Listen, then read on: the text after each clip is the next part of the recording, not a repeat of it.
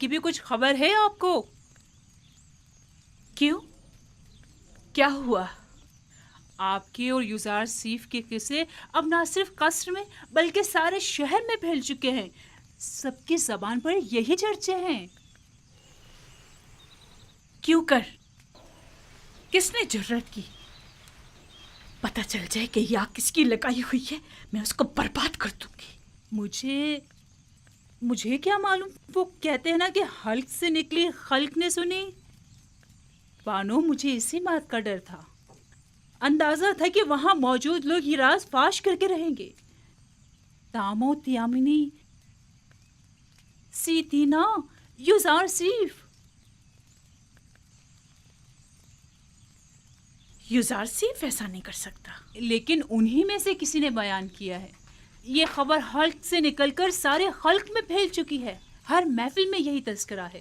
سبھی آپ کو ہوس پرست اور ایک گری ہوئی عورت سمجھتے ہیں. وہ خود جن کا شہرہ شہر بھر میں رہا اور جن کی بدنامی اور رسوائی کے چرچے زبان زد خاص و عام میں رہے، وہ آج پاک دامنی کا دم بھر رہی ہیں اور زلیخا کو گری ہوئی عورت سمجھ رہی ہے. ان سب کی رسوائیاں تشتش بام نہیں ہوئی تھیں. ظاہر ہے کہ وہ اپنے اپنے کردار کی بدصورتیوں کو زلیخا کی ذلت اور رسوائی کی آڑ میں چھپائیں گی. میں انہیں سب لوگوں کے سامنے ایسا آئینہ دکھاؤں گی، ایسا سبق سکھاؤں گی کہ وہ ہمارے شرم کے کہیں منہ دکھانے کے قابل نہیں رہیں گی. میں انہیں ثابت کروں گی کہ ان میں سے ہر ایک اگر میری جگہ ہوتی اس سے کہیں زیادہ ننگ و عار کا باعث بنتی. اب تو یہ خبر کاہن اعظم آنکھ ماہوں تک بھی پہنچ چکی ہے اور سنا ہے کہ وہ بہت زیادہ غصے میں ہے. خدایان مجھ پر رحم کریں. مجھے یقین تھا کہ وہ مجھے ذلیل و رسوا کرنے کے لیے یہاں ضرور آئیں گے. درست فرمایا. آج ہی عالی جناب آنکھ ماہوں یہاں پہنچ رہے ہیں. میں ان کا سامنا کیسے کروں گی؟ اے مونے بزرگ، میری مدد فرما. وہ تو بڑے خوش ہوئے ہوں گے نا؟ نہیں، آپ غلط سمجھ رہے ہیں. بلکہ عالی جناب آنکھ ماہوں تو بہت زیادہ پریشان تھے. بہت خوب، بہت خوب. ضرور تشریف لائیں، ہمیں خوشی ہوگی. اب آپ جا سکتے ہیں.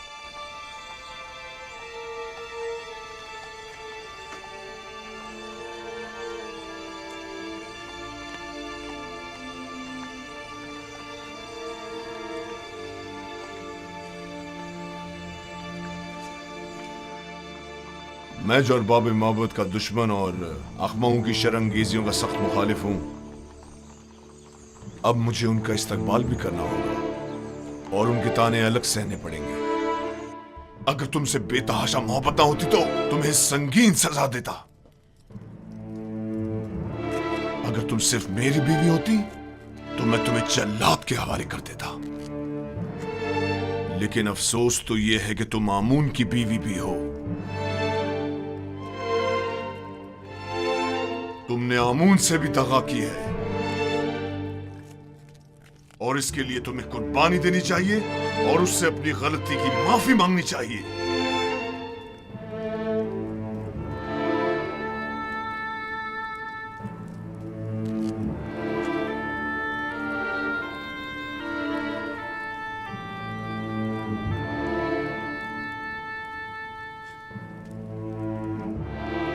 بہت خوب، بہت خوب.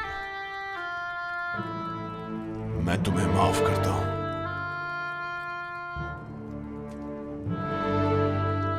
اور امید کرتا ہوں کہ آمون بھی تمہیں بخش دے.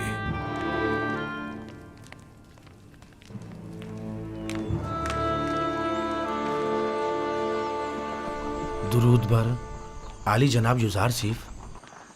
درود خداوند ہو میر صاحب و سیاہ چہرے اور سفید و شفاف باطن والے پر. سناؤ خبر. خبریں کچھ زیادہ اچھی نہیں ہیں جناب. آپ کے اور بانو زلیخا کے قصے جگہ جگہ پھیل چکے ہیں. لوگوں کو اس پر تبصرہ کرنے کے سوا کوئی اور کام ہی نہیں رہ گیا. زلیخا نے اپنی مہار اپنے نفس کے ہاتھوں میں دے دی ہے اور یہ سرکش نفس انہیں ہلاک کر ڈالے گا، سوائے اس کے کہ اسے لگام دے کر قابو میں کیا جائے. جناب یوزار سیف، بانو زلیخا ایک حسین اور عقلمند خاتون ہے. ان کے چنگل سے کس طرح بچ نکلے؟ میں نے خود کو دوزخ کی آگ سے بچایا ہے، نہ کہ زلیخا سے۔ جس کا معشوق بے مثل و لافانی حسن کا مالک ہو، وہ زلیخا جیسوں کو کسی خاطر میں نہیں لاتا۔ جس کی روز موعود کے عذاب پر نظر ہو، زلیخا اس کی نگاہ میں آتش دوزخ کے سوا کچھ نہیں۔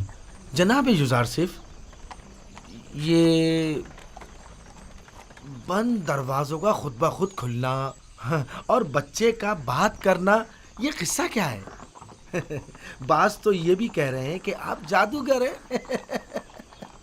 یہ سب خدا وند مہربان کی لطف و عنایات ہیں۔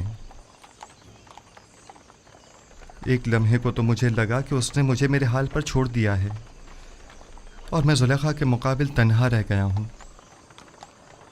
لیکن اگلے ہی لمحے مشاہدہ کیا کہ وہ تو لمحے بھر کو بھی مجھ سے غافل نہیں رہا تھا، بلکہ وہ تو ہمہ وقت میرا محافظ رہا ہے۔